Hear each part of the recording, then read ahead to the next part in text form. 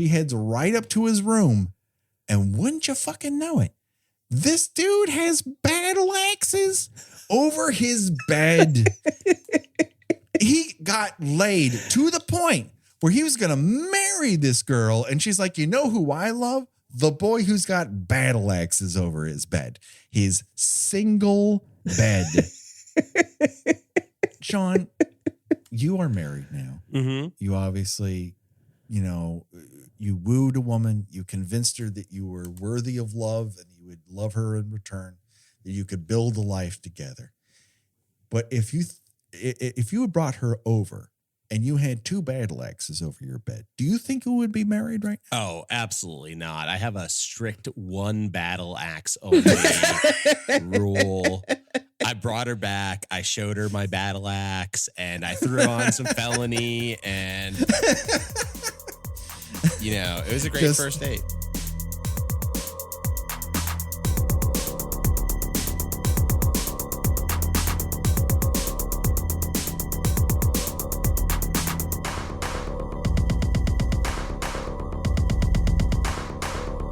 Ladies and gentlemen, boys and girls, dying time is here. That's right. We're talking about 1981's graduation day, believe it or not, on Kill by Kill.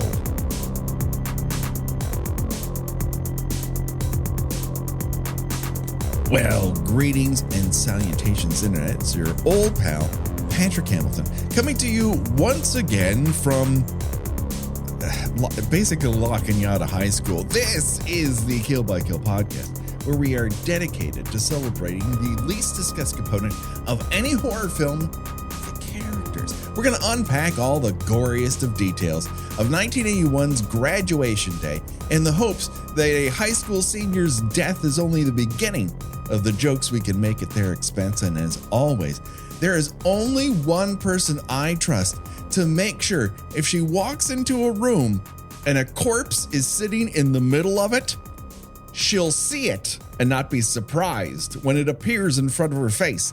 The one, the only, Gina Radcliffe. How are you doing today, Gina? Well, Patrick, before I logged in, I opened up my drawer and went through my extensive Switchblade collection. Yes. And I made sure to choose my favorite one for my favorite person. Thank you very much. Do you have a better apple cutting technique than Principal Guglione? Because how could you? I mean, that's when you cut an apple, do you generally just go straight down the middle of it so that you get all the core and the seeds? After a long day of hating my students and sexually harassing my secretary, I just want a nice core of apple. You just want to sink your teeth into the best part, the core of the apple. Get all that cyanide. Well, maybe he found a better way to go. Put himself out of his own misery. And this movie has plenty of adult misery in it, but I don't want to give it all away, Gina. The thing is, we are not alone. That's right. We have a special guest. Now, you know him as a comedian whose new album entitled Boston to Bristol is out now. The one, the only Shawn Carter. How are you doing today, Shawn? Hey, I'm pretty good. Excellent. So happy to have you here on the podcast. Thanks. I'm happy to be here. Classing up the joint already. Now, here's the thing. Normally at this point in the show, I ask our guests, if we're privileged enough to have one, what is your previous experience with X? Insert the name of the movie here. And I'm guessing, do you have any experience with Graduation Day before we asked you to watch it? I did not know that this was a movie until you asked me to watch it. I'm not entirely sure it is a movie, to be honest with you. I mean, technically, as I've said many times, it qualifies as a movie because it is filmed at 24 frames per second, which gives the illusion of movement. That's a movie, everybody. Whether or not it's a story is up for debate. So you hadn't even seen the box on a video store shelf or anything like that. Not that I can remember. The first thing that I saw was the email that had that name in it, and then I looked it up online to see what it was about. And it was available on every free site that is a site. Like anyone who shows any video at all was like, I don't know, do you want to watch Graduation Day? They will just show it to you. I had to watch a lot of ads to get through this movie. I got to tell you. Listen, not only did I watch it, I had to watch it simultaneously on 2 different formats because they had it. I have a Blu-ray of it, believe it or not. No. Yeah, maybe a laser disc. I own this on Blu-ray. I believe Vinegar Syndrome put it out like a decade ago. The first time I saw it was on Turner Classic Movies. They showed it at 2 a.m. I taped it and I watched it like some October. And I was immediately blown away at just the casual bigotry and shows towards anyone who might be queer. And it just got better after that.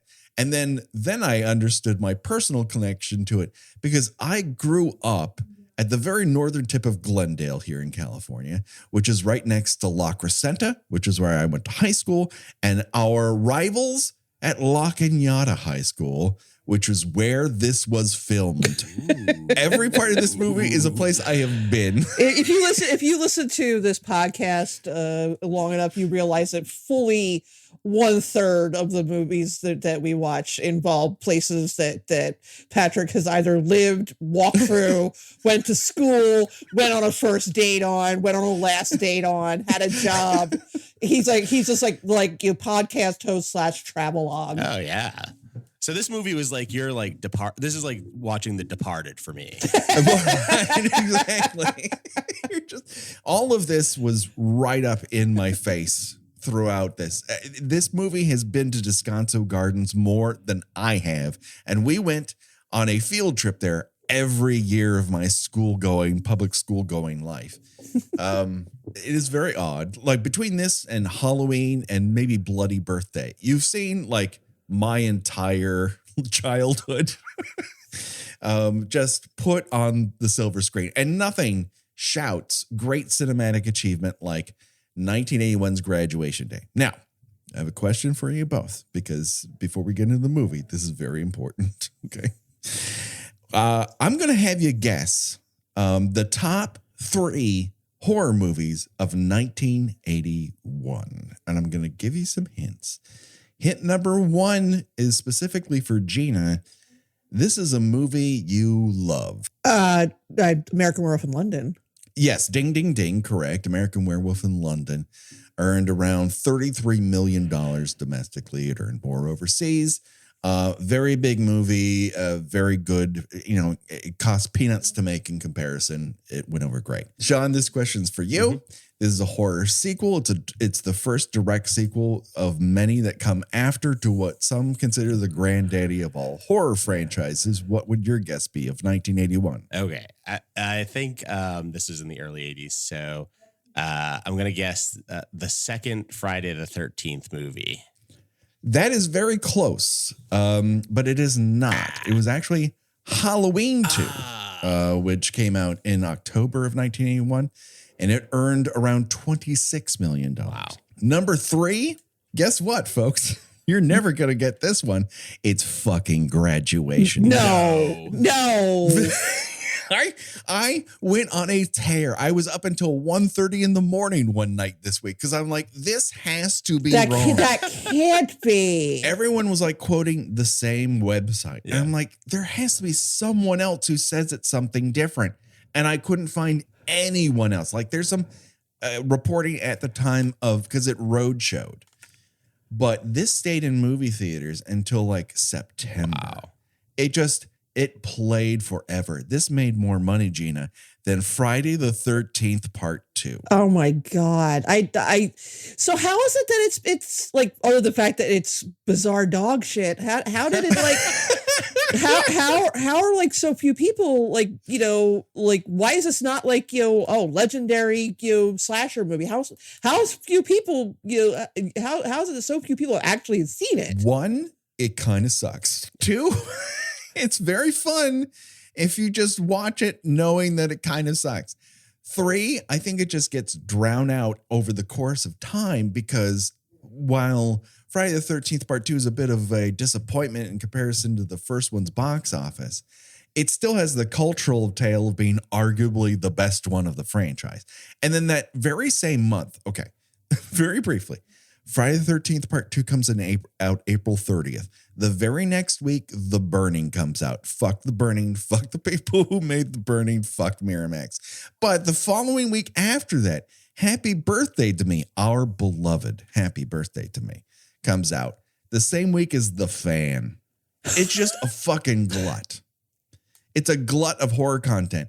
And while it makes money, it's a regional thing. It hops from territory to territory to territory, as opposed to Friday the 13th or Happy Birthday to Me that come out all at the same time. So it basically kind of did like a Terrifier 2 last year, where it's sort of like, sort of gradually rolled out across the country. It was a road show. Right. They let it be seen. And then also the way this was financed was that Herb Fried, the director, and his producing partner went out to individual theater owners and got money from them. So they had a financial, need to keep it in theaters because it was making them money. And at a time, like, listen, this is cheap. It's goofy. Is it as good as Happy Birthday to Me? Oh, hell no. No. No. My God, Happy Birthday to Me is The Godfather Part 2 next to this movie. Well, what I thought was interesting, bit of trivia that I found was that by this point, a lot of film critics, including Siskel and Ebert, were already so done with slasher movies at this point that they wouldn't even review it. So, there's very little. But there's very little footprint for this for when it came out. Like most of the reviews you can find are for like DVD releases of it. Right. So that is so weird. So I think people were just like, if they were looking for this, they found it wherever they were. Whereas like Friday the 13th Part 2 definitely gets hit by not being reviewed. Happy Birthday to Me definitely gets hit by not getting those big release things. And this is a tiny, independently produced movie. It's one of those trauma pickups. And so it just quietly amasses, $23.5 million. And it cost $250,000 to make. So that is insane. It is insane. I can't, of all the movies that we have talked about from this particular month, even, this is the biggest out of that month. Like it took Halloween 2, the sequel to arguably the biggest independent movie of all time at the time.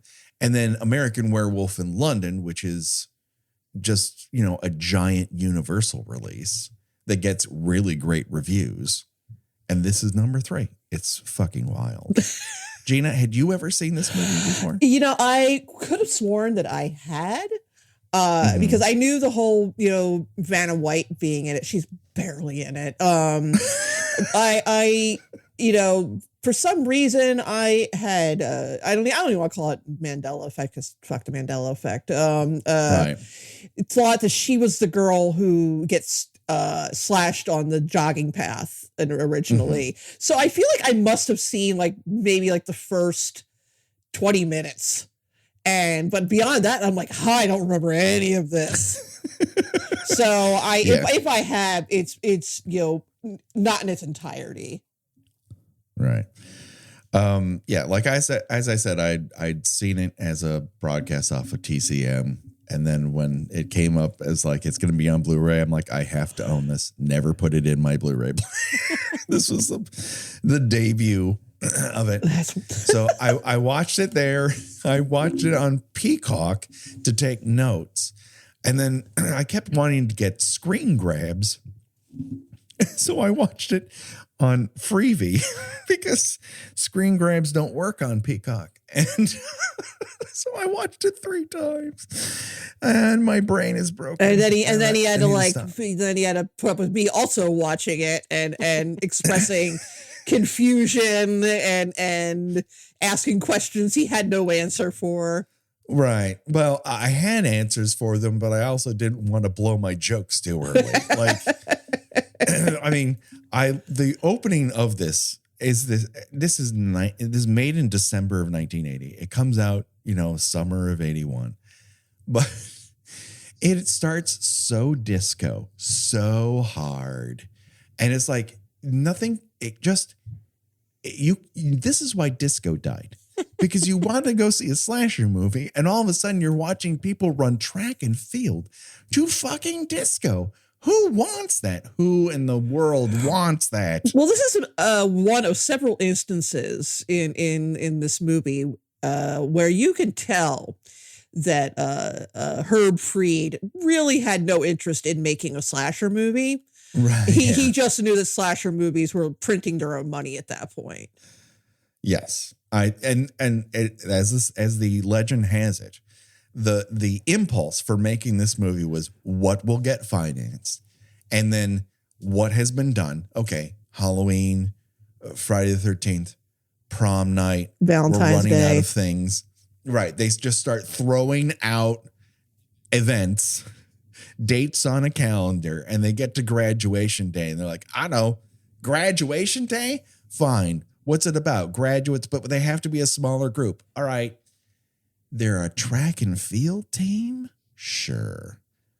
All the kills are track and field related? You'd think. But there's a surprising amount of broadsword action in this, Shawn. Were you expecting broadsword as one of the weapons of choice in this movie? I was not expecting that, and I also thought that it was odd that it came out with like fencing gear. Right. Like fencing gear and but also like, a matching sweatshirt and sweat. Yes. Like there are elements of like Giallo, like black gloves, but then the gloves design changes 3 times. And they're like, we have 3 different sets of gloves. They don't look alike. And they're like, no one's going to care. We don't know what a podcast is. But also sweatpants. I'm wearing sweatpants right now. I might be dangerous. It's what they always tell you. A lot of the moms in our school group will tell you sweatpants will get you killed.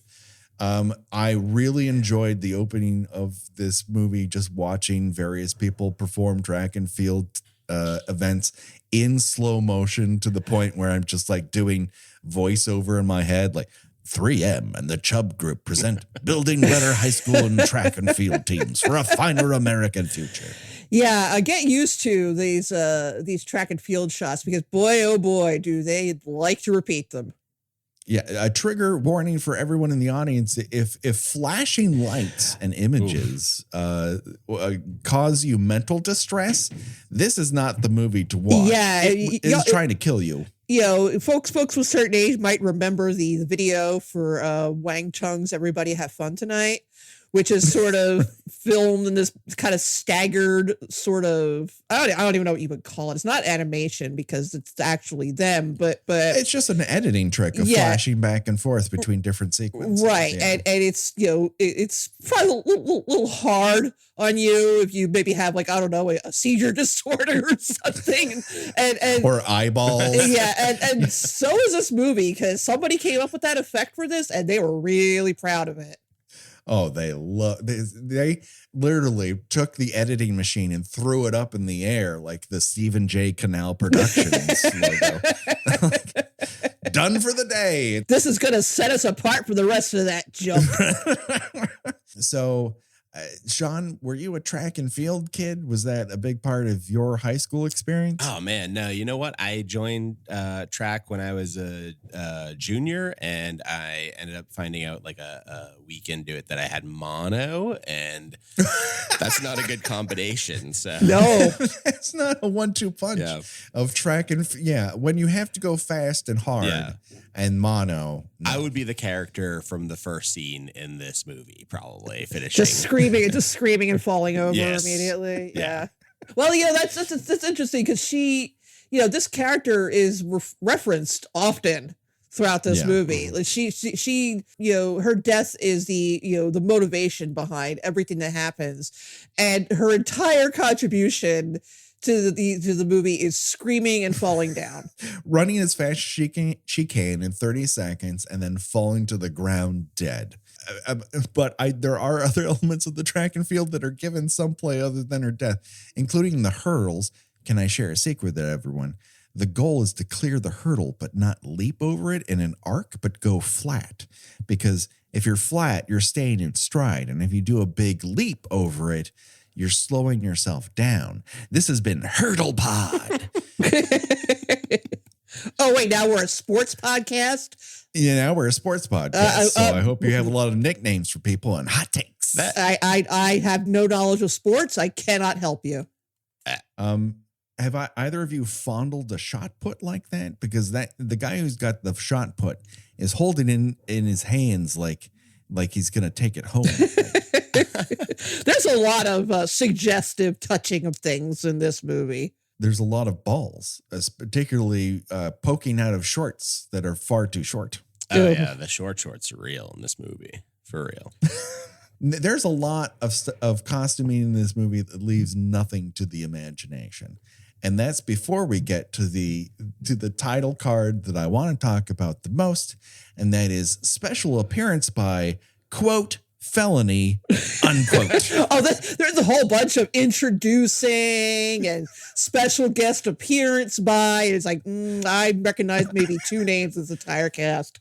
And one of them is Vanna White, who's not listed until the end. So yeah, the other one is Michael Pataki, who played the principal, who showed up in a lot of shitty movies in the 70s and 80s. He is acting with an emphasis on the ING. Oh, all the adult actors in this think they're in Porky's. There's a lot of genre confusion in what's going on in this motion picture.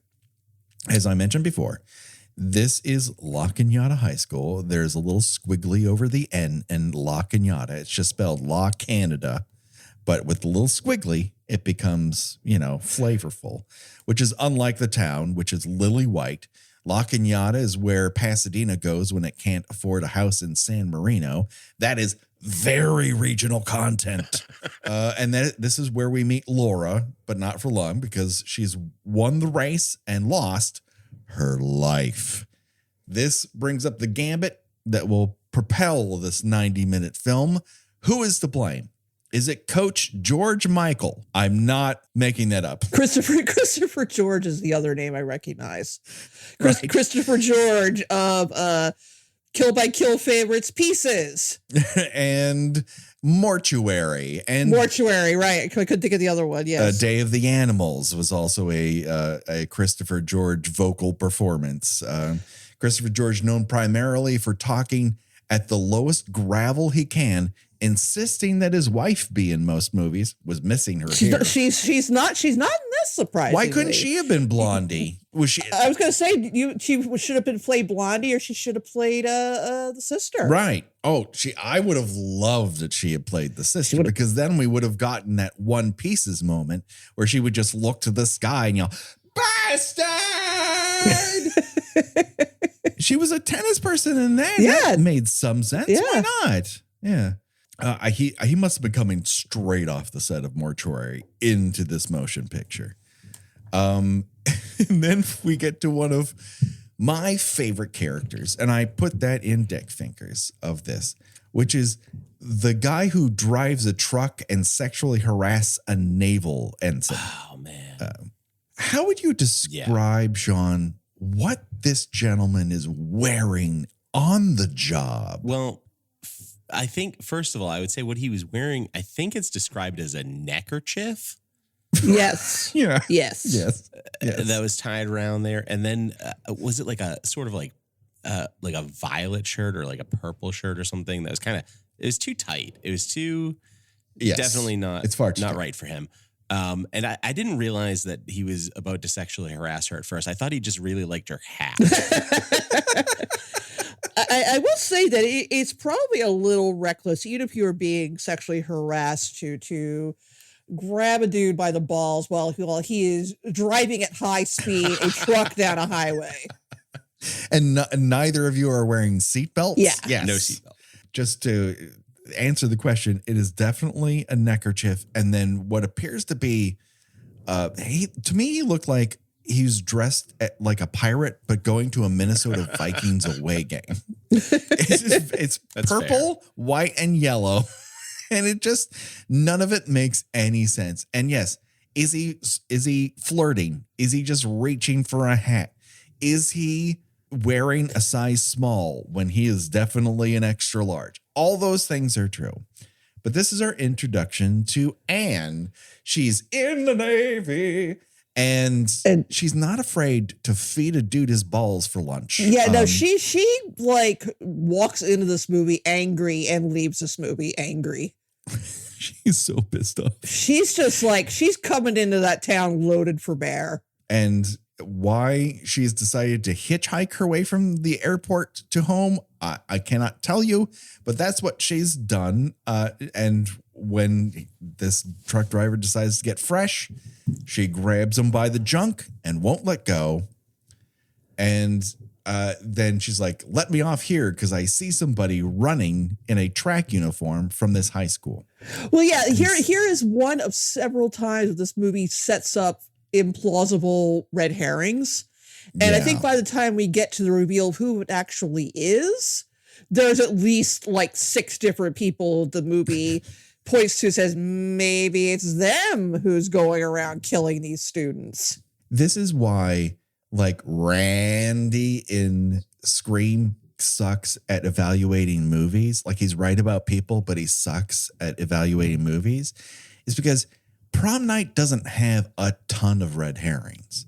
It's got 3 people it could be, but then it's just kind of like, just it's not really saying any one of these 3 people could be the killer. It's just like, I don't know, kind of suspicious. Here, there's, as Gina said, there's like 6 or 7 people. It definitely could be. Like some of these characters exist only to be red herrings. Like the one, like the one campus cop who is just incompetent at his job, hates the students, just like all the other adults that work at the school does. That's all he does. He has no other purpose to the plot except to be, well, maybe he's the killer. But with this sister character, what's her name? Anne, she's got this, you've got this scene where she runs into another student and she's like, oh, you have such lovely eyes. My sister had eyes like that. She died. And it's like, why would you even talk to somebody like that except to, make some labored attempt at, well, she's actually kind of creepy. Maybe she did it. Whereas you would say, oh, did you know, a normal person would say, oh, did you know my sister Laura?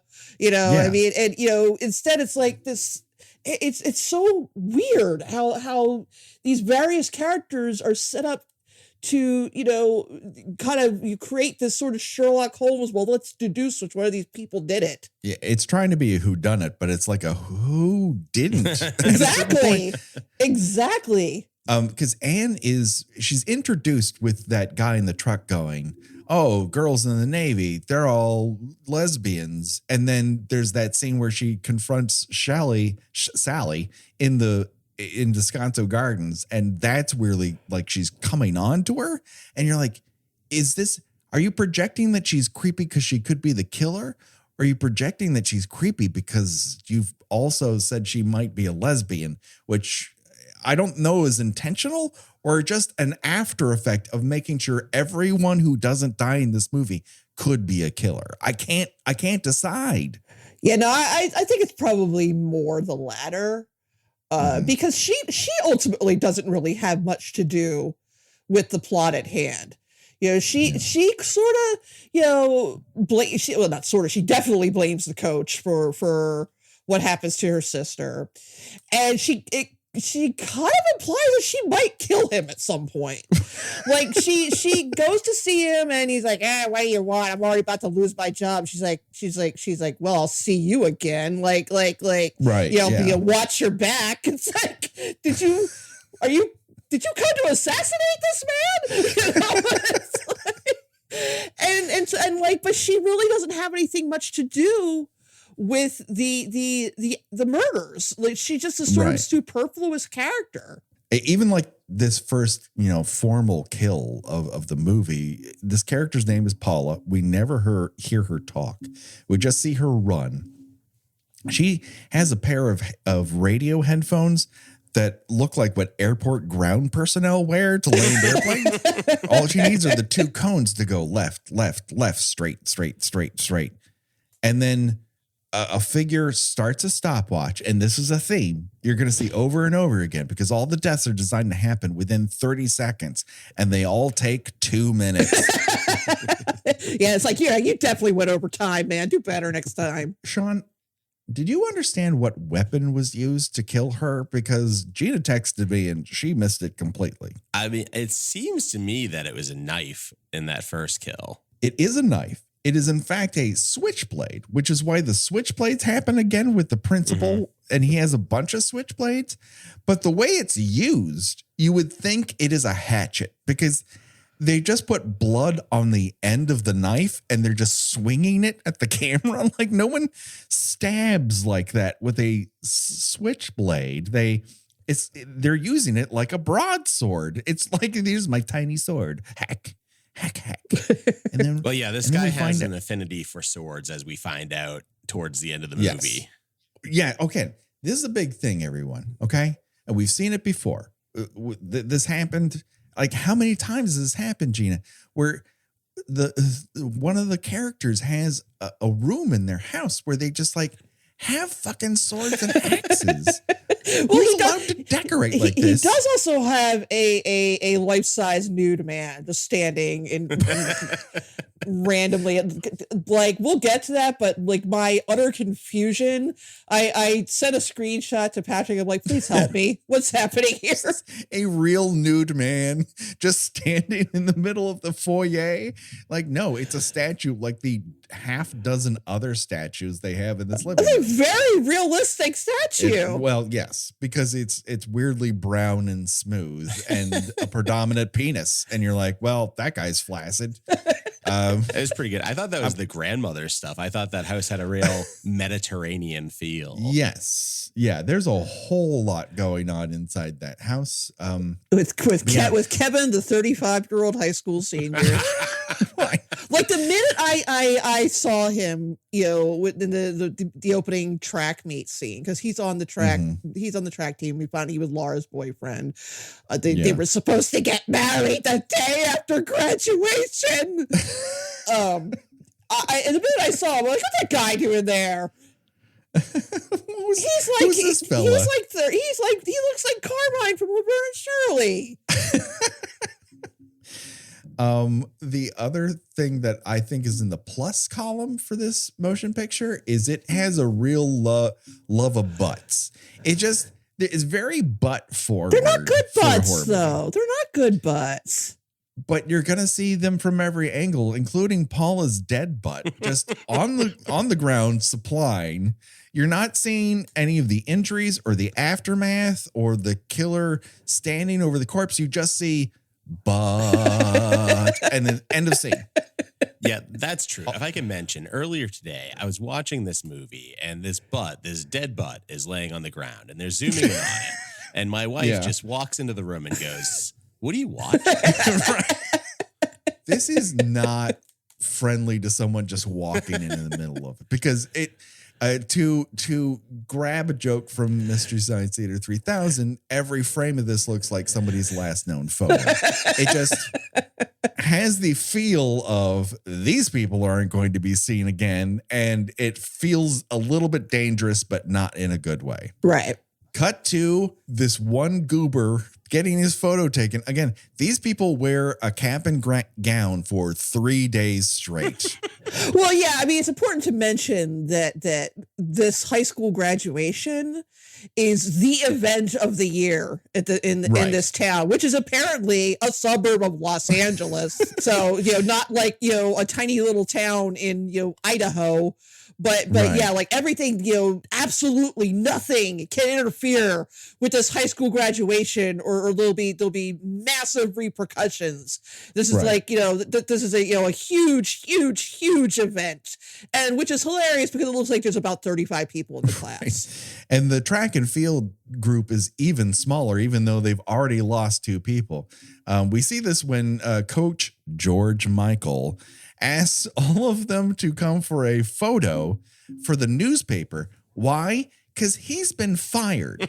I don't understand why the newspaper is photographing him coaching kids that he's been fired from his job because he got a girl killed doing it. I do like that he's apparently also the gymnastics coach. Yeah, he's just a free range coach. The gymnastics team has 1 member. Yeah. His coaching style for that is pretty much get up there and do that thing. Yeah, get your skinny butt up there and do this. And then Herb Fried is like, I heard butts. Can I show it? Can I show it yet?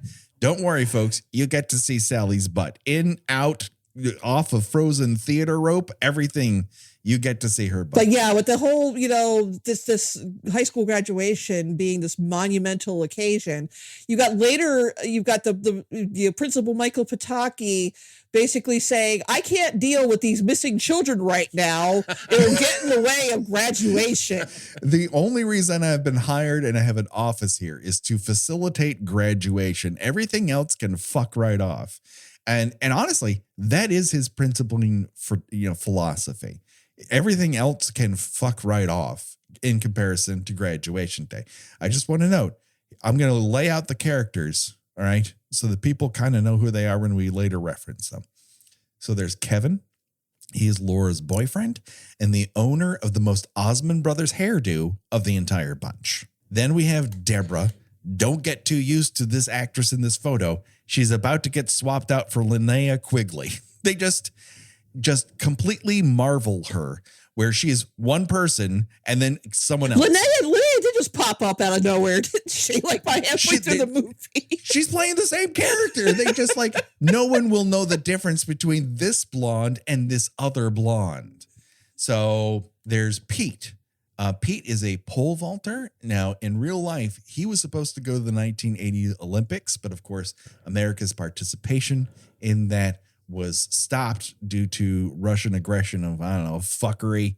Anyways, now he's in this movie, which is like a gold medal. I assume it's about as close to a gold medal as I'm ever going to get. Then there's Ralph. He exists. There's photographic proof. I'm looking at it right now. He exists in this movie and it dies at some point. And then there's Sally. She's also a gymnast. She's also highly allergic to pants, we'll learn. And there's Tony, who in this photo is choking Sally for reasons, not even sexual, just I'm taking a photo in a newspaper. I better choke a woman and get photographic proof. Well, I think he's kind of the jokester. Oh, because you come on, we've been doing this for enough years now, Patrick. There's always a jokester. There is. Shawn, as a professional comedian, are you offended by the jokester character in slasher movies? Because honestly, as someone who even tangentially has to deal with comedy in my writing, I feel offended by every jokester character. Oh, man. Yeah. I'm like, that's my thing. Whenever after a show, somebody's like, can we take a picture? I always fake choke them. Otherwise, how would they know that you do stand-up? Right. That's the internet. That's the shorthand in a still photograph. Yeah, if they posted that somewhere and they're like, I saw this comedian last night, and then I was just standing next to them, people would be like, that's not a funny person at all. If they were funny, they would pretend to choke you. So Anne, the Navy lass, returns home to where we find her mom drinking martinis in the morning, wearing a yellow muumuu that says, I've given up, but I haven't given up on color. We also meet Ronald, who is the stepdad, and he's a peach, a moldy peach who mere minutes after this threatens to beat Anne, which I don't think is a good idea. Yeah, and also, let's put out that Anne is about 30 at least. Right. Yeah. And he's like just threatening to give her a good beating. And again, this character Ronald serves absolutely no purpose to the plot. He is barely set up as maybe, this guy has a violent streak, maybe he's doing it. But you never see him outside that house. Like, he doesn't exist outside that house. He worked for one day, and it's to threaten to slap Anne a couple times and hold an empty vodka bottle. That's it. I want to talk a little bit about the bedroom that Anne is forced to sleep in, because Ralph has turned Anne's old bedroom into a dark room. It is a mint green bedroom, because we've all got one, complete with what appears to be a Martina Navratilova poster, an 8x10 of Leif Garrett, a statue of Fuck Horse from Hello, Mary Lou Prom Night 2, and a boss-ass Bee Gees poster. And one of those naked babies that get married in cartoons in the newspaper. One of those. The Love Is Babies, I think. The Love Is Babies. But his partner's not there. It's almost as if I only have one Love Is baby, and I'll meet my other Love Is baby at some point in my life. Maybe Kevin has the other Love Is baby. Maybe. But she has plenty of Kevin in the bedroom. Don't worry. Because not only does she have one framed photo of him on her nightstand, but then tacked on the wall are 1, 2, 3, 4, 5, 6 other photos. 2 of them the exact same photo that's in the frame. This movie was never designed to be paused. I was going to say, this is why it's good for you that you insist on getting these movies on Blu-ray. Because otherwise, you just I wasn't quite sure what that poster was of, so I had to refer to that and just walk straight up to the TV and figure it out. If this comes out on 4K, I'll really be able to dig into every photograph. But Kevin must be the most photographed man on earth. But most of them are photographs with him holding a towel behind his neck, just out of a Head and Shoulders. This was this actor's like headshot for going on casting calls for the Prowl or something. Right. And wouldn't you know it, Anne happens to have the killer's uniform in her bag, just gray sweats and black gloves, which she holds and just lovingly caresses. End of scene. It's yeah. When I say that they're setting up multiple characters to be the potentially be the killer, they're not doing it very well. No, it's rather haphazard. I mean, Shawn, did you have any inkling who the killer would be at this point in the movie? No, the entire time I was like, I think they just want me to think it's everybody. Right? Yeah. I mean, yes, they absolutely do. So it's communicating something. Not many people know this, but the multiple endings of Clue were inspired by Graduation Day. Did you guys catch this? They show a pair of doors because it cuts to the girls' locker room. But the way the sign is spelled out is girl '(S) lockers. The girls possess lockers.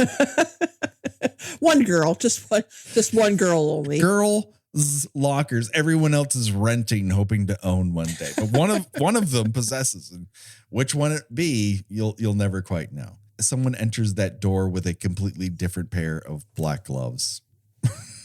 It happens over and over and over again. Then we cut to a sequence where more people are in Descanso Gardens in La Cañada, which is like a private garden that you pay to go see. It's a very nice little walk. How do I describe La Cañada and Descanso Gardens in particular? It's a place so white that they serve fortune cookies at their Japanese tea house. And Sally walks into Descanso Gardens because every student here must go through a Red Riding Hood forest before they get to school. Do you see her butt? Of course you do. Herb Fried, not afraid to give us that Steve Miner butt shot, Gina. Is Herb Fried constantly pointing at Anne as the killer, coming off as homophobic at this point? Absolutely. 100%. Yeah, she definitely does that whole like, I'm going to comment on your necklace so I can check out your cleavage. Right. Yes. Sally also not wearing a bra. If you're into bras, this is not a movie for you. There's barely any in it. Everyone is just free balling upstairs. This is not a movie where people are wearing underwear above the waist. Below, occasionally you'll see it, but above, they didn't have a bra budget. So we go to the pre-graduation ceremony, and this is where we meet the choir teacher who dresses like Paul Lynde, also acts like Paul Lynde. His toupee drives the girls wild. Oh my God. Will somebody romantically strip him of his toupee to get a passing grade? Yes. Yeah, this is made from a glorious time when high school teachers having flings with their students was considered comic relief in certain movies. How do I lessen the horror of these young people getting cut down in the prime of their lives? I know, have an authority figure sleep with them for improving their grades. Everyone loves that. But also like playing it for laughs. Like the audience is supposed to think this is funny. This is also where we meet Principal Guglioni, who is wearing a Sandsabelt suit that could possibly give small children seizures if they look at it too long. It looks like the devil's test pattern. Yeah, when he walks, you can like hear that fabric rubbing up against itself. It could cause fires if he gets too close to something flammable. But Googs really enjoys getting humiliated by teens and also staring at his co-star's chest, which he does throughout the movie. I think it is a character beat because he is in fact sleeping with his secretary, but also he looks at her breasts a lot. But also, yeah, he has a visible erection in one scene. Yes, he does. We'll get to it. Did you catch any of the visible erections, Shawn? Because I have screenshots and I can send them to you. Send them over. I got to see all the visible erections I can. That's the one thing working in comedy. Your audience, usually in the dark, lights in your face, and they're sitting at tables. So if there are a lot of visible erections, you're not getting that POV. That is not a benefit you're getting in your job. Yeah, no, if there's a visible erection at my job, it has to be me because I am the only one like on stage in lights. So hopefully there are none. So Anne goes to Kevin's house because she's desperate to talk to him, and he immediately blows her off at this graduation rehearsal. She comes into her house. Yes, there's a giant ass nude statue in the living room. Yeah, I totally missed that the first time. Yeah, you primarily see it from the back because there's a killer POV shot of it. Kevin finally does appear and talk at length.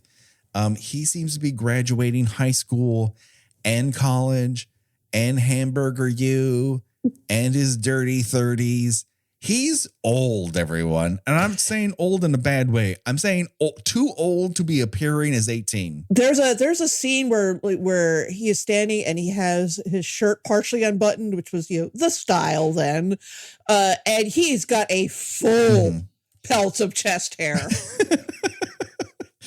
Now, she basically learns that he and her sister were deeply romantically connected. He has a photo book that he is out for display. Apparently, he's been taking photos of her nonstop, almost as much as she's been taking photos of him. So photos were their thing. Back to Girls' Locker, Possessive. Ladies and gentlemen, we're introducing Vanna White into this motion picture.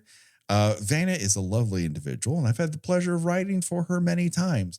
And this is, to think that she had a career after this is amazing, because this is not good.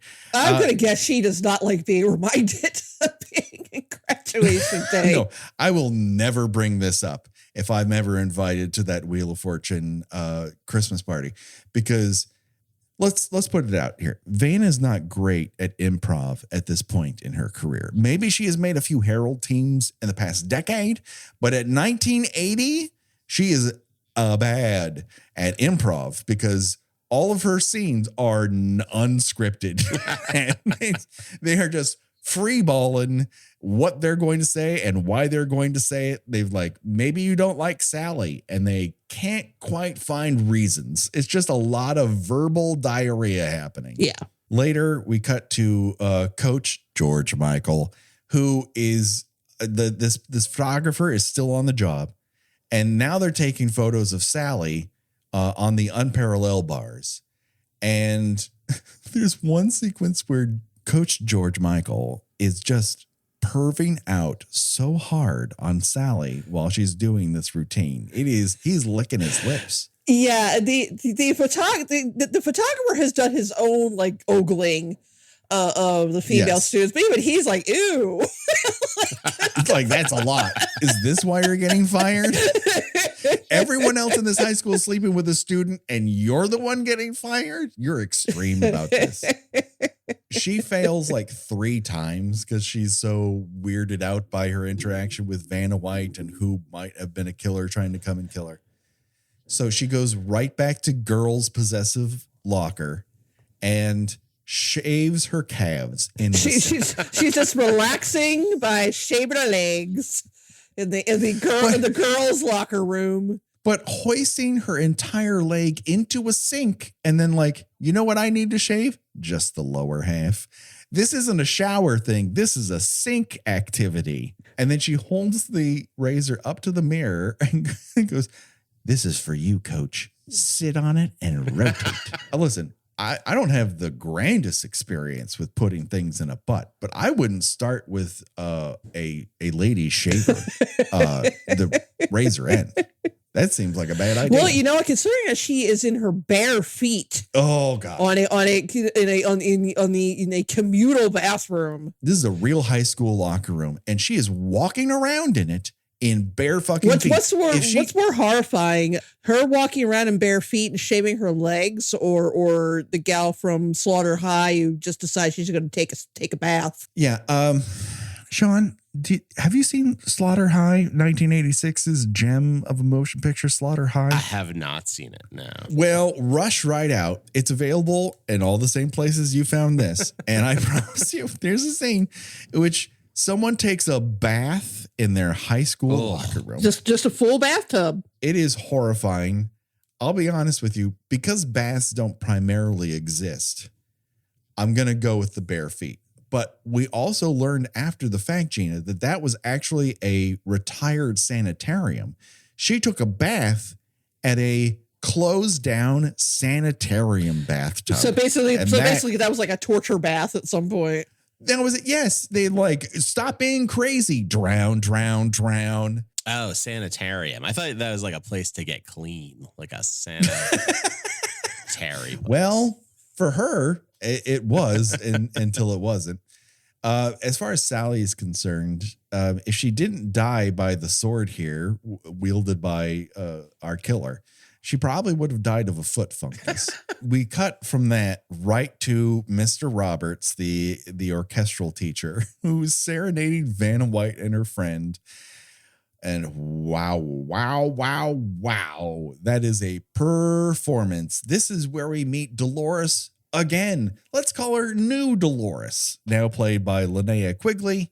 And Linnea has, like, she came straight off the set of The Runaways hair. It is a bowl cut with a shag underneath it.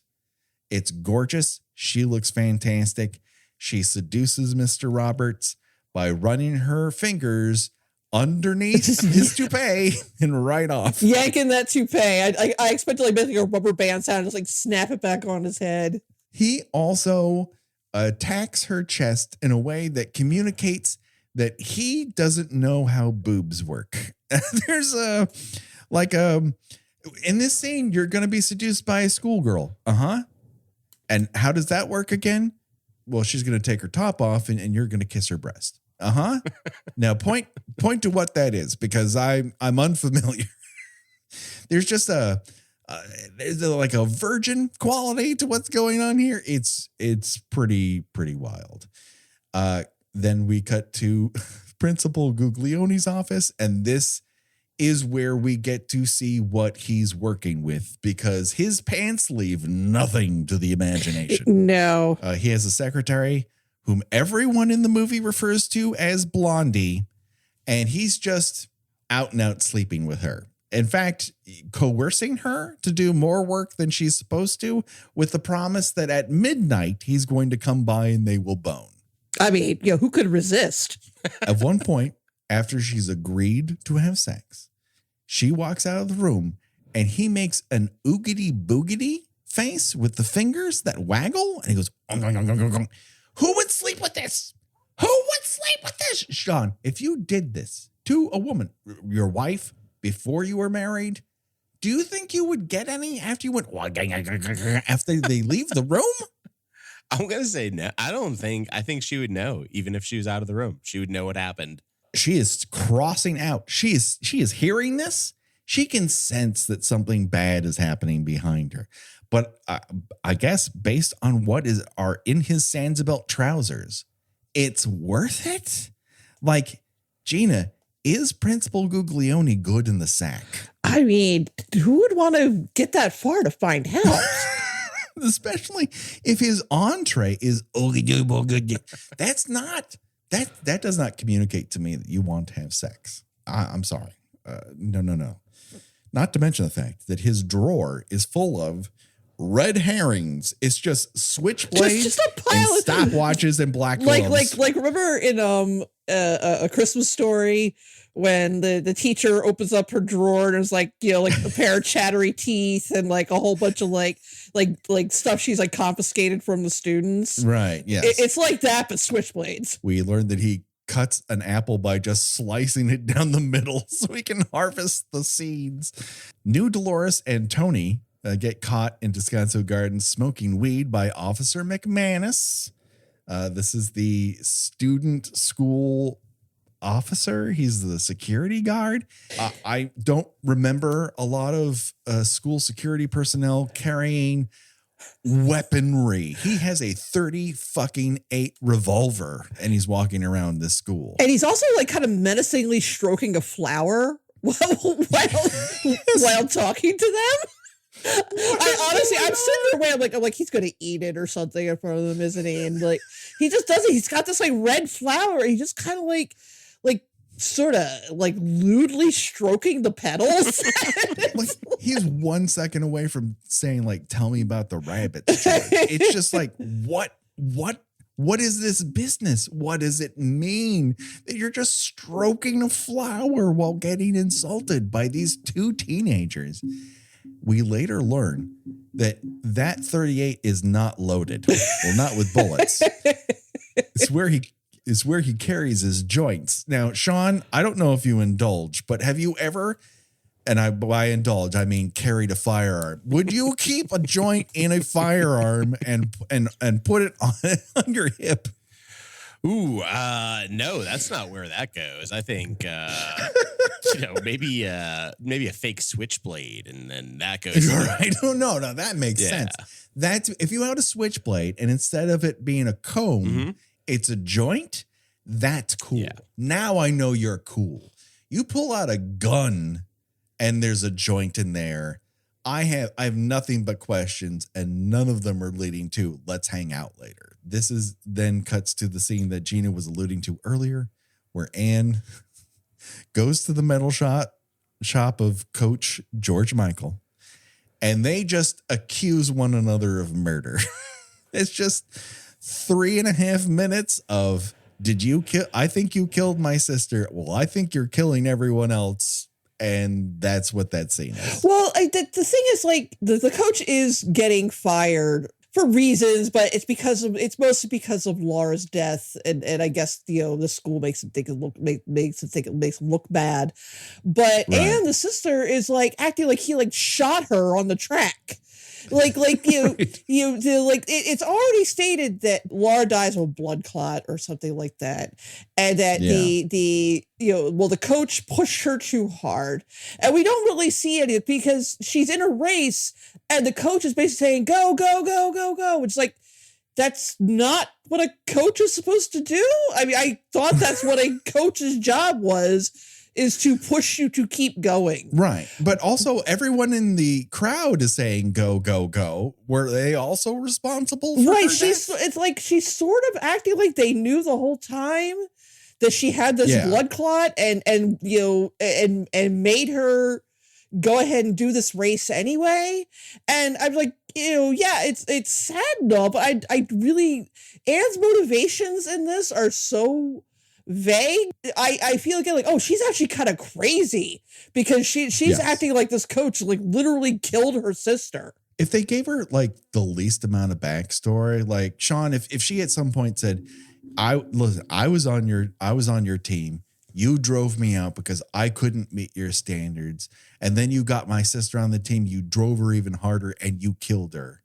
Then I'm going to go, oh, I get it. She has a personal history with this person. It's like one fucking line would have helped. But again, the lines that were being done on this set, probably not being put in a script. No. Yeah, no. I can't imagine this would be like that. No, not at all.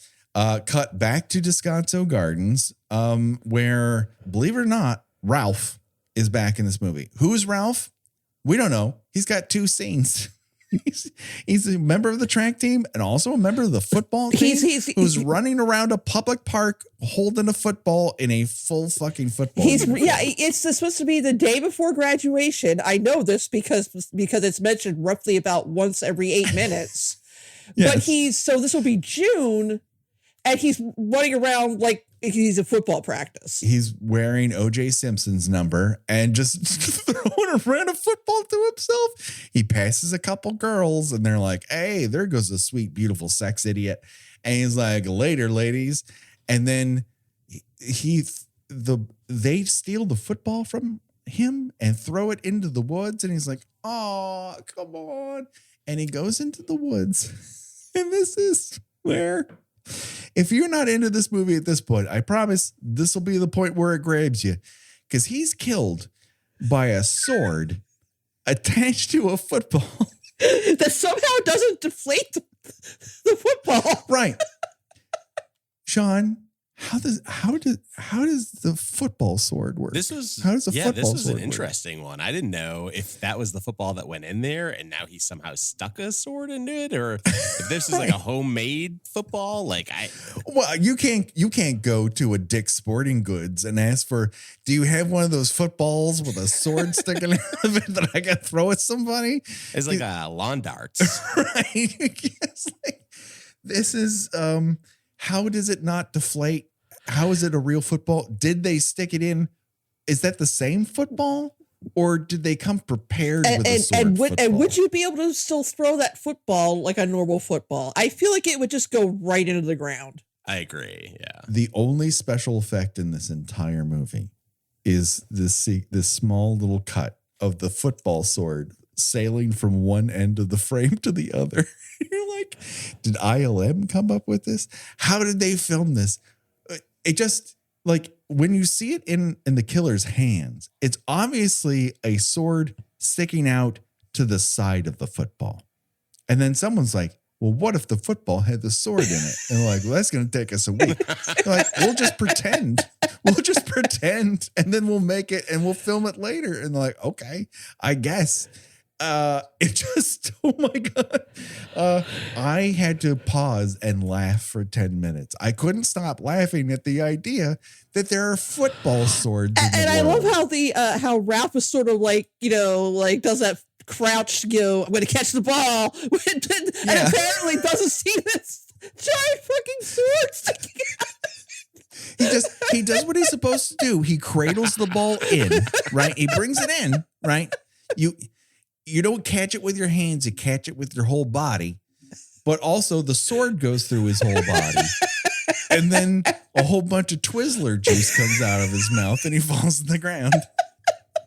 You have to fall in love with this movie at this point. Like, this is beautiful. It's gorgeous. I think the sword football is what they spent the entire budget on. That's what, yeah. Oh, right. Yeah, absolutely. This movie cost $250,000. At least $200,000 of it went into football swords. And the other $50,000 was to pay Felony to perform at the roller skating disco.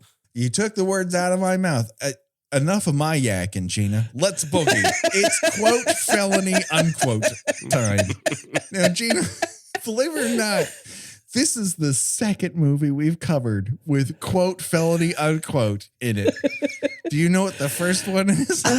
You know what? I feel like I should, but so many of these were kind of glommed together in my mind at this point. Which one were they in before? We did not see them. We only heard them in Friday the 13th, Part 6, Jason Lives. Oh, Jesus. So I would have never guessed that. Not our first quote felony unquote experience. But what? Wait, are they playing in the camper scene? Is that them? Yes, I believe that is what is. They're either playing on the radio when they're having the sex that's so extended he can't keep up, and he's like, "Oh, somebody's outside." The first I can't do sex that long, so I'm just gonna finish no matter what you say sequence, or during the death in the camper sequence. Okay, yeah, it's one of those. I can't tell you which one. One of those is like an Alice Cooper song. First of all, what is going on with Felony's makeup? Because the song that they're singing for what feels like 20 minutes is gangster rock. The gangster rock! They are wearing, I think the concept is that they have a makeup thing like Kiss, but they've done it with gangsters. And then someone has painted on a mustache, but also made all their lips black on top of it. Yeah, it's kind of like a sort of like Klaus Nomi thing. So, but yes, but you're not going to see that like, you know, at a high school dance. Shawn, did you have an actual band at any of your dances growing up? I did not. I didn't. Yeah, no. We definitely didn't have them at the roller rink, although we would go there. That was always, I always thought that was a very like only in the movies and television, you know, the live band at the prom. This is at a pavilion that is actually, it's half Locking on a High, half Descanso Gardens. And the makeup, the costuming, the fact that they filmed Felony singing the song possibly 400 times and used every frame of footage. Yeah, this scene is capital P padding. It's just like the producers are off to the side of the frame. It's like shit. We only have 50 minutes of movie here. If we do not reach 91 minutes, we will not get our completion fees. We need to film every possible angle of quote unquote Felony. And then like the roller skating is half of the people are on roller skates. And then there's a good portion of the student body who's just in shoes. Earlier, we heard Tony say he and Dolores, go off to the woods to unsuccessfully make out and have sex. But before they can, he's like, I have to pee. And she's like, isn't it fun for you to be a guy? Because you can pee anywhere. And he responds, the world is my toilet. And honestly, this is the biggest character moment in the entire movie. Because when he said that, I'm like, you know what? That is so Tony.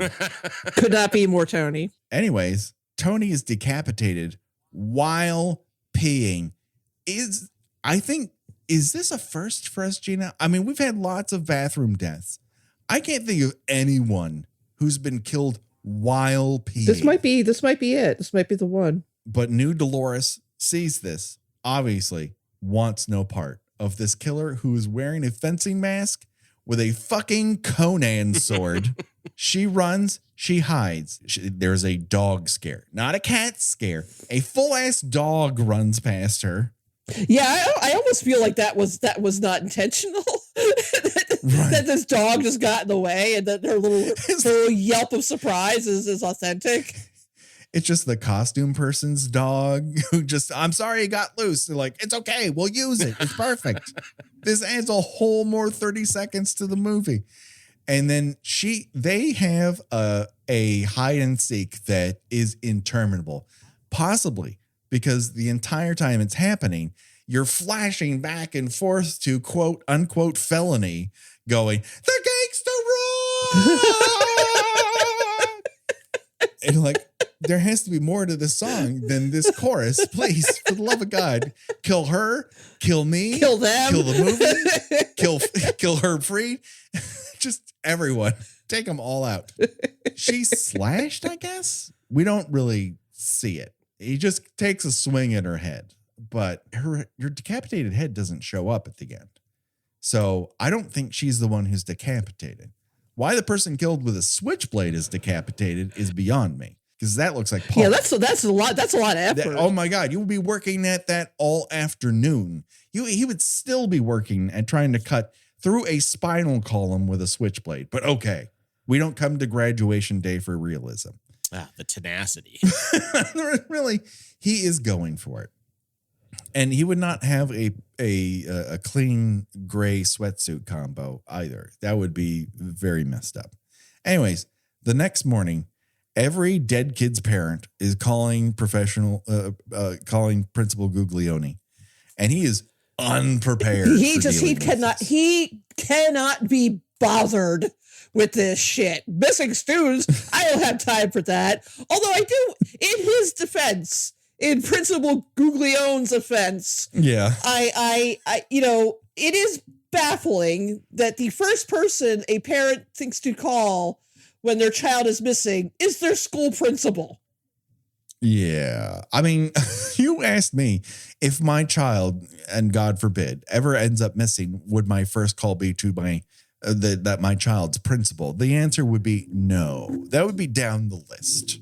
There are other people to call in that circumstance. And it's not just like one parent. All of them are opting to call him first. Now we cut to Pete, who, believe it or not, is still a character in this movie. Possibly somebody's favorite character. Although, what are the chances? Anyways, he's killed when he pole vaults into a massive bed of spikes. I love how this scene is shot. You got the build up that he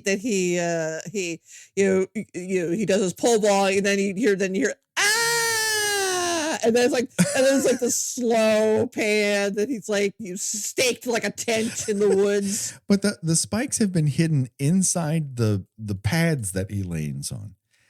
This, Gina, I think this is a get bunked, right? Because they've hidden the spikes inside the pad. Guess that would be, yeah. Just so you know, Shawn, a get bunked is a kill in which someone is killed through something else. So the prime example is in Friday the 13th, when Kevin Bacon is killed by an arrow through the bed, through the bunk, and then through his neck. Mm-hmm. Our audience loves it. Obviously, I'm going to have to improve how I sell it. But the important thing here is, A, it's a get bunked. B, this corpse is also breathing very heavily. It is hard to play dead. This guy was an Olympic fucking pole vaulter. Herb's like, should we get a full shot of him going over a bar and landing in pads? And someone's like, we don't have time for that. Get it piecemeal. So they just showed the same fucking pole vaulting that he did in the beginning of the movie, and he's end up dead. Don't worry, folks. Those bed of spikes are going to come back. They will be important. Principal Guglione is confronted in his office by Inspector Halliday. There's a lot of conversation about which one of them is Italian and which one is Lebanese. They meet up again in a hallway. That's true. And Halliday's like eating Tums like they're candies. And then Guglione puts something on his hand and licks it. What the fuck is that? What is he doing? Yeah, I was curious about that too. I thought you guys were going to be able to shine some light on that for me. I'm not. All I could think of is that they are trying to make, for absolutely superfluous reasons, since his character has nothing to do with anything that's happening. It's trying to make him just as repugnant as possible. Is it Listerine? Is it a breath mint? Why would you put it on your hand and lick it off? Why wouldn't you directly put it in your mouth? How would you apply something to your mouth through the top of your hand? Oh my God. Between this and Football Sword, I don't know what is driving me crazy. So we go back to Coach George Michael's office, where now the inspector is asking him what the hell's going on. In the middle of that, he's like, I didn't kill that kid. I didn't kill any kids, and I'm fired. So the cop goes elsewhere. And then Vanna White and her friend find Sally's body stuffed into a locker in Girls Possessive S locker. And the coach is right there looking at them, like he bamfed there in a window in the girls' locker room. They want to make sure that the audience still thinks it's him, because there's a certain point where he just kind of disappears for a little while, and so they have to really reestablish that he is a suspect. But also, why is there a window in the girls' locker room? This is the second movie we've covered with a window in the girls' locker room, Gina. Yeah, this is just a scummy high school all around. Does it make you wonder? This is a real high school. They were my high school. I was going to say, does it make you wonder what you might have missed in your own high school? I know. Why did I go to La Crescenta when I could have gone to La Cañada High School, where the girls' locker room has windows? And they just turned to a Porky's movie. He immediately comes in like, what's going on? And Vanna White and friend are like, oh, fuck, you obviously did this. And he's like, no. This is all a big misunderstanding. And instantly Kevin is there. And they have what can best be described as a poor wrestling match. Yeah, I'm not sure what Kevin's athletic abilities are, but wrestling is definitely not one of them. I would say the athleticism he has is all downstairs. It's mainly a legs-based athleticism, because upstairs, it is all Greco-Roman. It's all upper body, but it is not going well for either one of them. No, neither has rehearsed this at all. And then, so Kevin's like, you did this, as loudly as he possibly can. And then coach is like, fuck this, I'm out of here. And takes off running, which is really great when you want to appear innocent of a crime. And then Anne, of all fucking people, and she just appears, and she's like, "Oh, Kevin, are you all right?" It's like, you had like a 5-minute conversation with him. There are 3 characters we've talked about who teleport: Nightcrawler, Jason Voorhees, and Anne. They can just will themselves places. And so coach runs off into Brookside Park, which is what borders La Cañada High School from Rose Bowl. Again, a detail only I care about. Kevin and coach have yet another fight and run, and I'm going to get you. You're not, blah, blah, blah. And then Kevin admits the entire thing. I killed Sally. I killed them all. Now you're next. And then in the middle of this conversation, Anne once again bamfs into scene, like, Kevin, no. And coach does a judo flip on Kevin, gets the knife away from him. And wouldn't you know it, Inspector Halliday is right there, Johnny on the spot, to shoot Coach Michael in cold blood. Yep. He's like, you know what? My job is done. I shot somebody. I don't have to figure out what happened here. I have my man. Listen, this all looked like we all thought it was Coach George Michaels. He's got plenty of motivation. He showed up where a dead body was. And I went by angry Navy lady's suggestion that it was the coach. Right. Listen, angry Navy lady seems to know what she's doing. And Kevin, well, he's about to retire soon. He's a pillar of the community. So that's it for that. And then everyone's like, okay, graduation happens. Not that we see. We decide to go through graduation, even though 5 of our classmates have been murdered. They're just like we don't have just everybody just quietly collect their diplomas and go home. No, we still go through with the ceremony. Again, because apparently this is the biggest tourist event in the year. They need those dollars. This is like in Jaws when they're like, you can't close the beaches if for the summer just because there's a shark that's eating everybody. If we don't have graduation day, we'll all be on the dole. I don't know how it works, but we don't even get to see the fucking graduation day because the next thing we see is Anne back at Kevin's house. Just letting herself in. Just like I've been here before. High nude statue, high different nude statue. Hi, Kevin's grandmother who is dealing with dementia. She heads right up to his room. And wouldn't you fucking know it? This dude has battle axes over his bed. He got laid to the point where he was going to marry this girl. And she's like, you know who I love? The boy who's got battle axes over his bed. His single bed.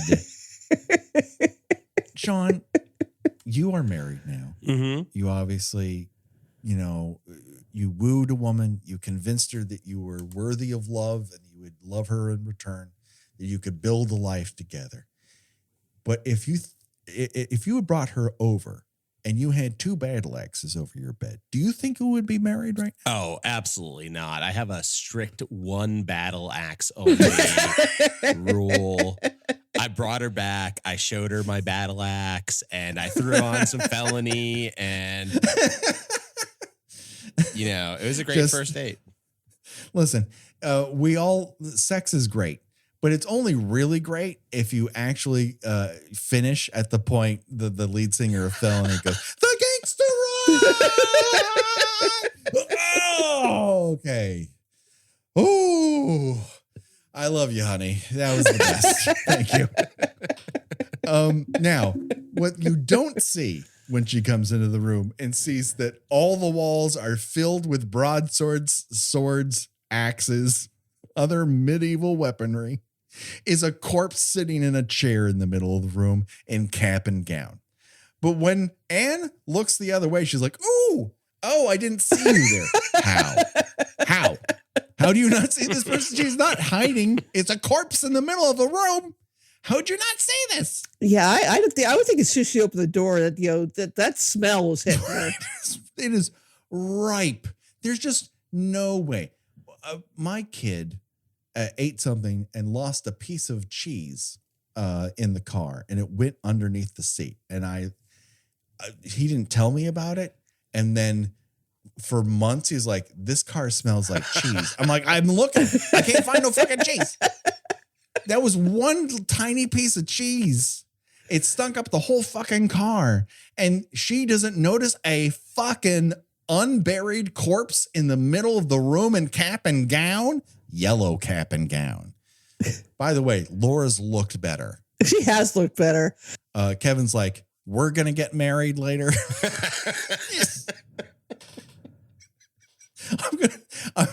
He's going to haul this corpse down to the justice of the peace and you're going to get married. I mean, he dug her up.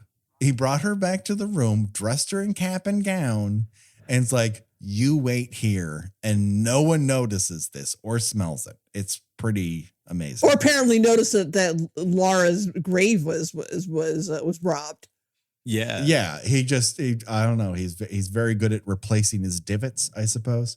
I find it strange that he exhumed the body and then was like, he's like, they were like not going to even pay attention to her anymore. They were just going to leave her in the ground. Like, who does that to a dead body, everyone?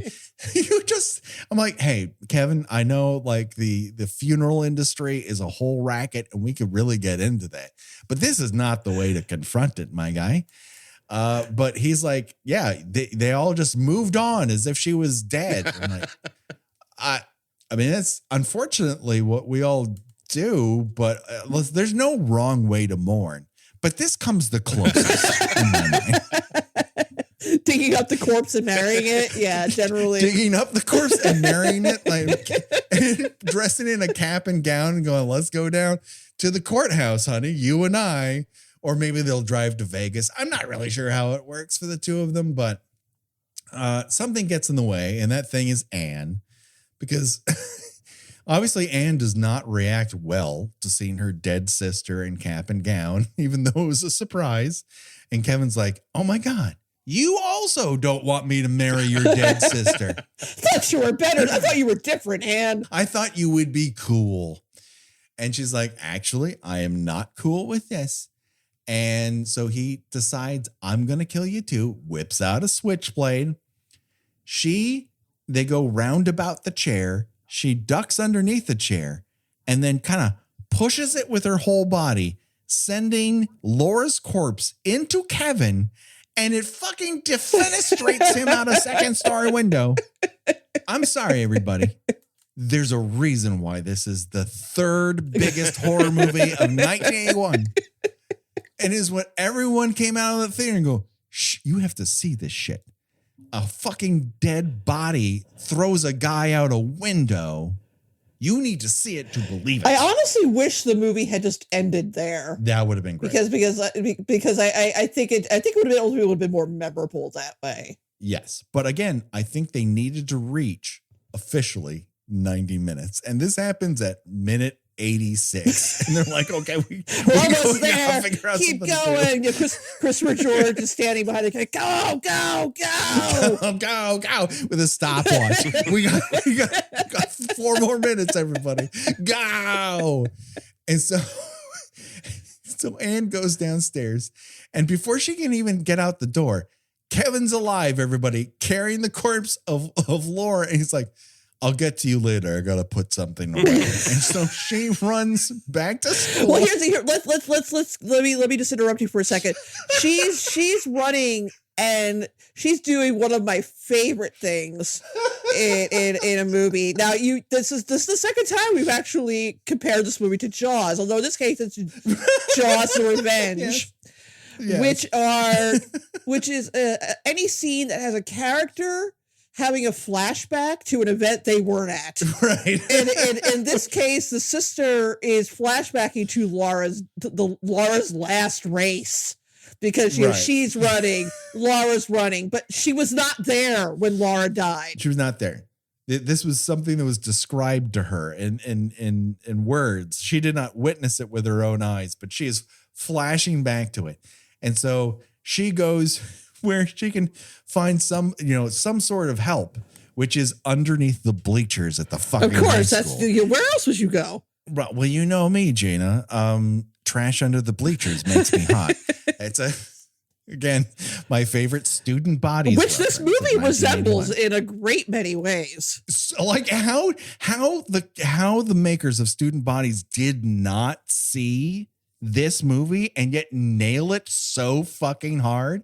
If you want a real just back-to-back experience, watch this, then Student Bodies, and all of a sudden the second act of Student Bodies is fucking amazing because it is just nailing this movie top to bottom. It came out like a month later. It's just nuts. Anne is trying to hide from Kevin, who miraculously is there within a minute. And they have I would put fight in the same dick fingers they put Felony's band name in the opening credits. It's not much of a fight. It's just a whole lot of flashing a knife. And then she does the slowest jujitsu I've ever seen, where she's like the wind up and the pitch judo chop. It's a lot of wind up to kicking him in the balls. And she finds Paula's decapitated head.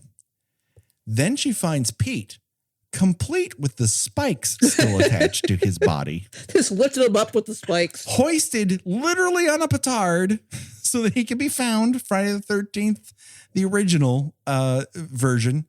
And then they have a bit more of a fight between Anne and Kevin, and she pushes him into Pete's spike body. Does this qualify as a get bumped? Yeah. Because the spikes are already through. Yeah, and Pete is dead, so he's an immovable force. Right, he's an inanimate object. So he might as well be like a wall. Yes, the spikes might as already just be through a door. I don't know how. I guess it's hard to get spikes off a dead body, but it's easy to hoist it on a door. I don't know.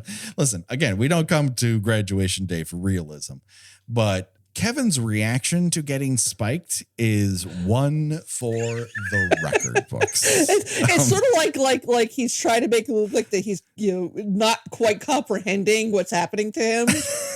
Yes.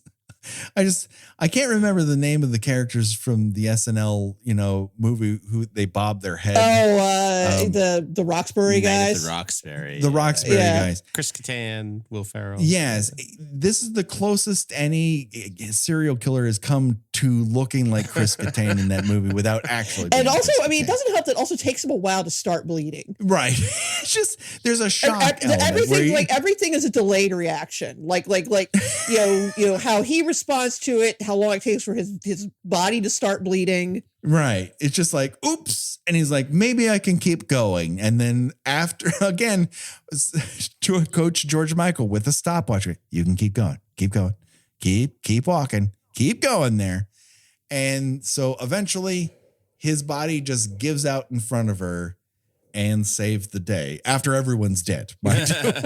Could have been the killer, turned out to be a final girl.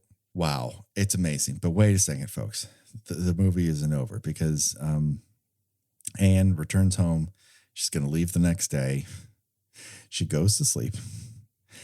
Then we cut to darkness. Anne in bed alone, her eyes, she senses something. A door opens and in walks Kevin. Oh my God, he's still alive. He's got a knife in his hand. Then Anne's mom walks in. Turns on the light. Oh my God, it's her stepdad.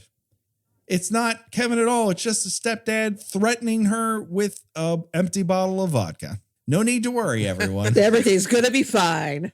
She never goes back to sleep. She's just horrified, clutching the sheets to her chest. And the mom's like, he's been through a lot. Anyways, he's been through a lot. She almost got killed. She defenestrated a guy with her sister's corpse. But she's like, you got to give it to him. He's been through a lot. Also, my favorite part of that sequence is we hear the chiming of Big Ben, which to my knowledge, Pasadena does not have a Big Ben. I'm just going to put that out there. Oh my God. Any final thoughts on sure to be new Kill by Kill favorite, Graduation Day, Shawn?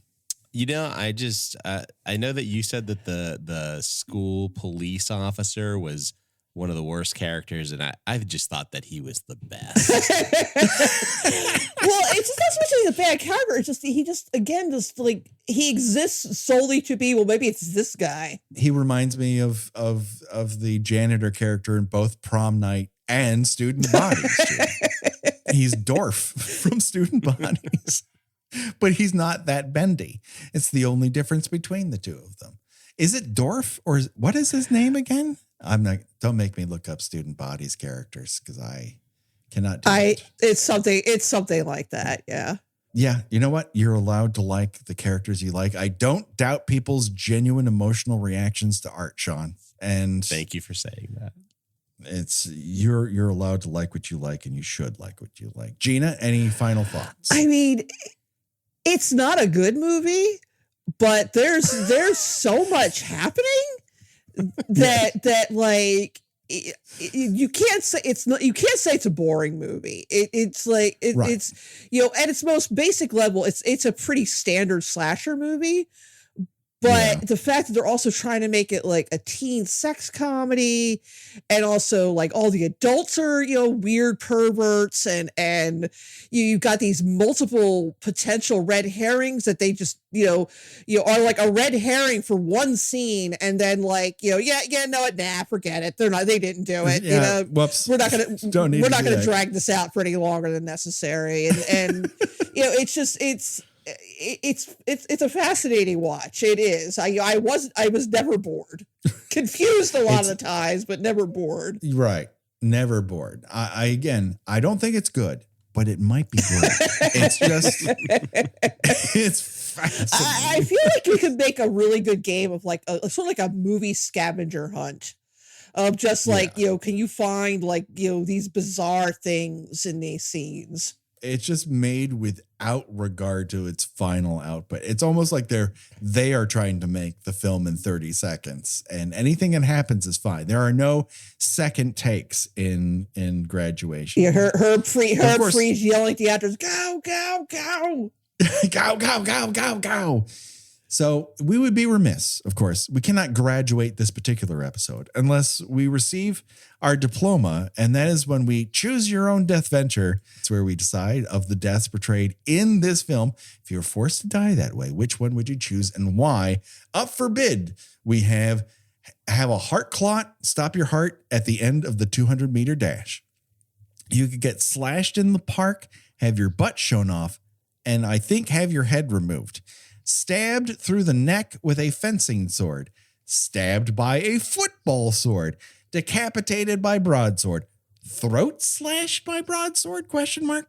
Get bunked via pole vaulting into a bed of spikes, be an innocent man shot by a cop, or push through spikes sticking out of another dead body.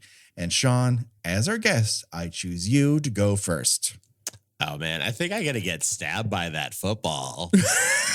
I think you do. I think you do, Shawn. Going out and everybody going like, well, at least he didn't drop it, The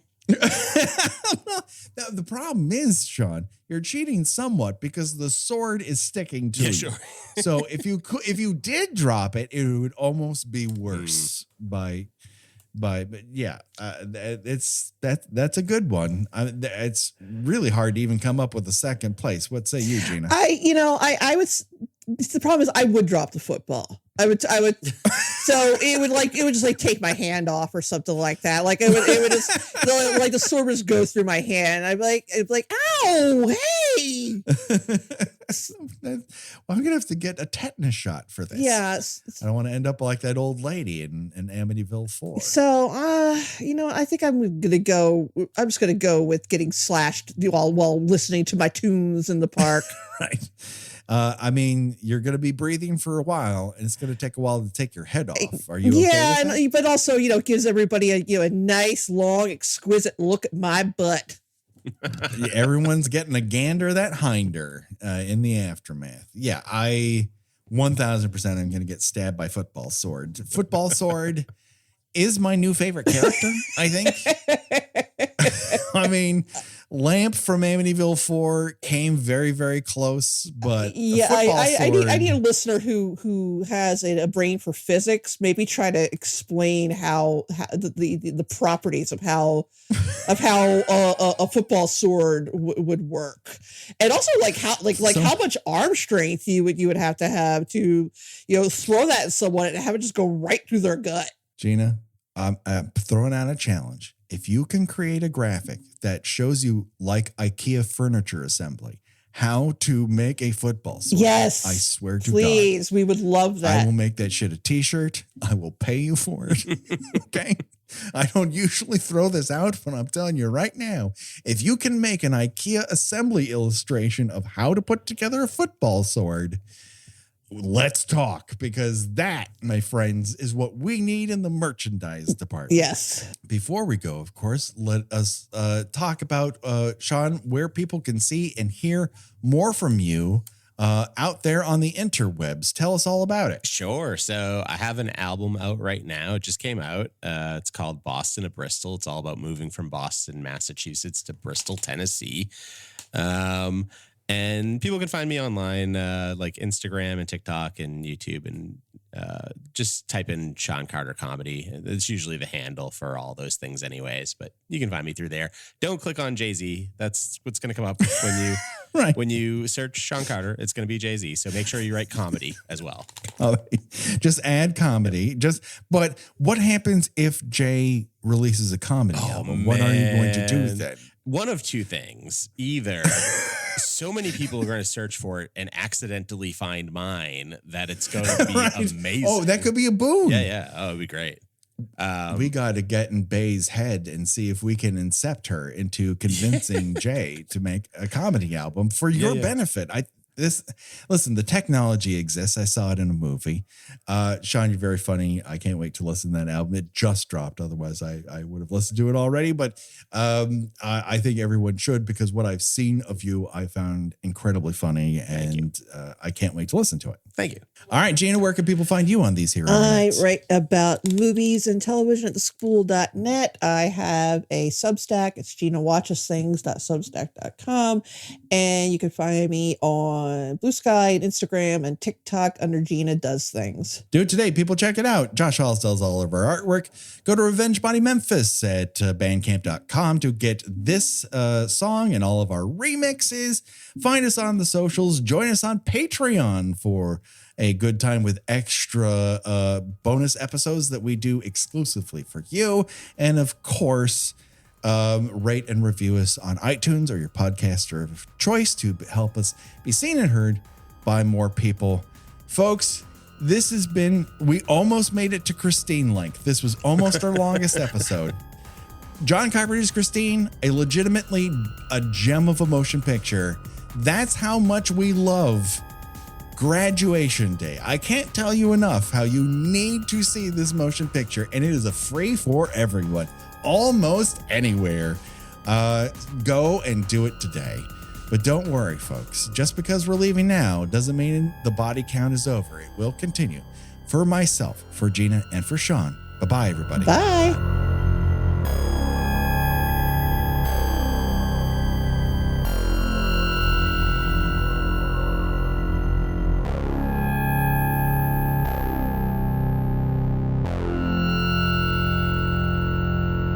Boy, I put a grape in my mouth. I thought this would take longer. It's always the guests that I don't have direct contact with that we have the most technical problems. No. Like, I've said it before. Yeah, no, it's not. I'm sure it's nothing you did. Cast. It's nothing you did. Cast is what do you say, Patrick? 100% of the time, it works 65% of the time. Yes, and yes. we are eventually able to get a full episode out, but it does that's probably one of the things that makes his job more difficult is having to kind of tape everything together. Yeah, I hear you. Well, I'm just gonna sit with my hands up so that just in case.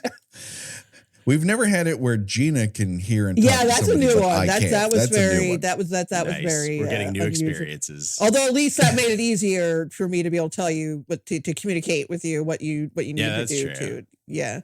Usually it's just a matter of closing out and coming back in. Otherwise, I would have been like, I got it so wrong. They just hung up on me. Jesus, this guy. Oh my God.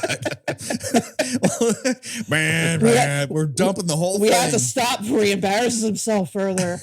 Put this one in the shitter. We're going over. We're starting over. This is Madman all over again.